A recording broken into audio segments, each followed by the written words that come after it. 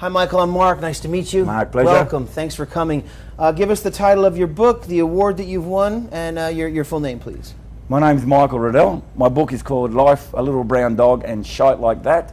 And I won a bronze Ippy. Congratulations. Hey, That's thank awesome. You. Thank you. Give us, if you will, the inspiration for the book. What inspired you to write it? Well, in a lot of men's lives, and I'm over 50 now. When I wrote the book, I was pushing 50. A lot of men go through, well, they question a lot of what their values, their core values, their values of society, you know. And you can say this is hitting the wall, midlife crisis, whatever it is. And sure enough, I had my midlife crisis, and I questioned pretty much everything. And it was forced on me. I was on the land, I was growing cotton at the time. We went through this horrendous drought in Eastern Australia, 5-year drought, unheard of. Lost my land, lost my wife, lost everything. Ended up living in my daughter's garage over the east coast of Australia. Then life, the universe, whatever you like to call it, grabs you by the ear and pulls you this way. And you end up in these circumstances when you think, what the hell is going on here? This shouldn't make sense. What's happening to me, you know? It shouldn't make sense, but it does. And I went through some extraordinary personal events in my life that you just go, wow, you know, this shouldn't be happening. So I decided to write it down, started writing it down in a diary. And eventually I massaged it, came to my book. Give us a description of it. Tell us what it's about. Well, it's about my life. It's about where I've come from in Australia in my early years, the values that I held at the time, what society ingrains upon me, I suppose. All through my university life, going into the cotton farming game, working hard, doing good, lots of success. You know, I wouldn't say plenty of money, but good money. It was a good, strong life. And then it just gets taken away from you. It just gets taken away from you for whatever reason. As I said, I hit the wall. Right. I hit the wall, yeah. Okay. Yeah. You have triumph, you have tragedy, you have the story of your life. Did Yes. you write the book for someone in particular?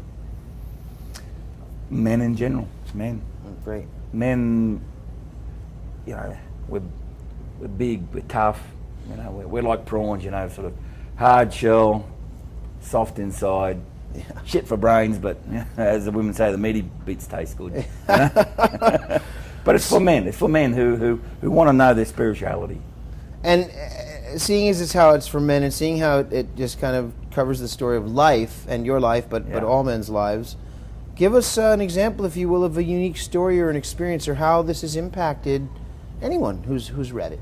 Yeah, well, when I first moved from cotton farming to the east coast of Australia, which is a place called Ballina, my wife was there, my current wife, not my ex-wife.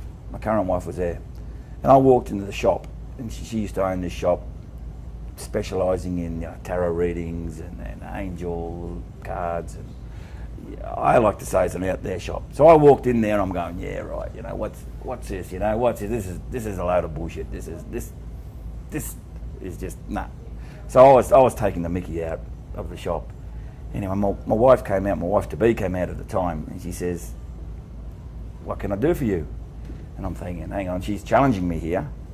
So I said, right, give me a tarot reading, you know? And she gave me a tarot reading, and what she said, and I'm thinking at the time, you know, she's pretty well spot on what she says, but how would she know that, you know? Right. And her friends around her, they wouldn't come near me for some reason. And I'm wondering, why aren't they coming near me? And over the next month, if you believe in past lives, which I didn't then, but I do now, if you believe in the past life stuff, you know, they reckon I was not a very nice person, you know, so they steer clear to me. So a lot of the things resonated with me at the time. And I know it's hard to talk about this, particularly if you're not in that type of area, but a lot of this stuff you think, that sounds about right. This is why I do the things that I do. Right. This is why I'm pretty tough when I was on the cotton farm, you know.